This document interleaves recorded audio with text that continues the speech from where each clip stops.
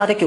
പറയുന്നതൊന്നും പ്രവർത്തിക്കുന്ന മറ്റൊന്നുമായിട്ട് മാറുന്ന ഒരു സാഹചര്യമാണ് അവിടെ നിലനിൽക്കുന്നത്. ഇവിടെ പറഞ്ഞു ചീഫ് മിനിസ്റ്ററുടെ മകളോട് നേരിട്ട് വിളിച്ച് സംസാരിച്ചു, ഈ വിഷയം പറഞ്ഞു എന്ന് പറയുമ്പോൾ ഇവിടെ ചീഫ് മിനിസ്റ്റർ ഇന്ന് കേരളത്തിലെ പോലീസ് സ്റ്റേഷനായിട്ട് ഡയറക്റ്റ് പ്രവർത്തിച്ചുകൊണ്ടിരിക്കുന്ന ഒരു കാലഘട്ടമാണ്. സിഎമ്മിന്റെ ഓഫീസിനപ്പുറം സിഎം ആണ് പോലീസ് സ്റ്റേഷനെങ്കിൽ ഉറപ്പായിട്ടും സിഎമ്മിന്റെ മകൾ മിനിമം ഒരു കോൺസ്റ്റബിൾ എങ്കിലും ആകേണ്ടതാണ്. അപ്പോൾ അത്തരത്തിലൊരു വിഷയം അവരുടെ മുൻപിലേക്ക് എത്തപ്പെടുമ്പോൾ ആ വിഷയത്തിൽ വേണ്ട രീതിയിൽ ഇടപെടുവാനോ പ്രതികരിക്കുവാനോ ഒരു സ്ത്രീ എന്നുള്ള നിലയിലുള്ള ധാർമ്മികമായ പിന്തുണയും നിയമപരമായ പരിരക്ഷയും കൊടുക്കുവാനോ ഇടപെടാത്ത ഒരു സ്ത്രീയാണ് കേരളത്തിലെ മുഖ്യമന്ത്രിയുടെ മകളായിട്ടിരിക്കുന്നത്. കേരളത്തിലെ ഈ പറയുന്ന മുഖ്യധാര നേതാക്കന്മാർ, വനിതാ നേതാക്കന്മാർ, ഇടത് നേതാക്കന്മാർ എല്ലായിടത്തും നിശബ്ദരാവുകയാണ്. കേരളത്തിൽ നമ്മൾ കഴിഞ്ഞ ഒരു 6-7 മാസക്കാലം കണ്ടു, മറ്റൊരാളുടെ ഭാര്യ പരാതിക്കാരിയായിട്ട് വരുമ്പോൾ ഈ പറയുന്ന സഖാക്കളായിട്ടുള്ളവർ, ഇടത് നേതാക്കൾ എല്ലാവരും കൊടുത്ത പിന്തുണയും നമ്മൾ കണ്ടു. ആ മറ്റൊരാളുടെ ഭാര്യയ്ക്ക് കൊടുത്ത പിന്തുണ ഇടതുപക്ഷത്തിന്റെ മന്ത്രിയായിട്ടുള്ള കെ.ബി. ഗണേഷ് കുമാറിന്റെ ഭാര്യയ്ക്ക് എന്തുകൊണ്ട് ഒരു വാക്കുകൊണ്ടെങ്കിലും പിന്തുണ കൊടുക്കുവാൻ സാധിക്കുന്നില്ല?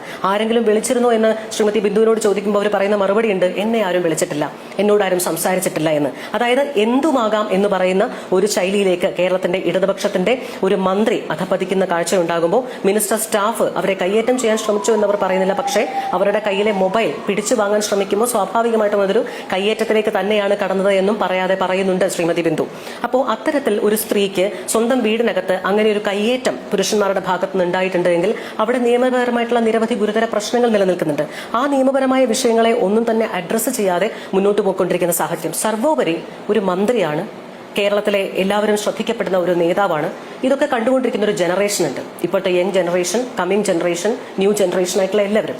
അപ്പോൾ എന്ത് സോഷ്യൽ മെസ്സേജാണ് ഇത്തരം സംഭവങ്ങളിലൂടെ കൊടുക്കുവാൻ കെ.ബി. ഗണേഷ് കുമാർ എന്ന മന്ത്രിക്ക് സാധിക്കാം?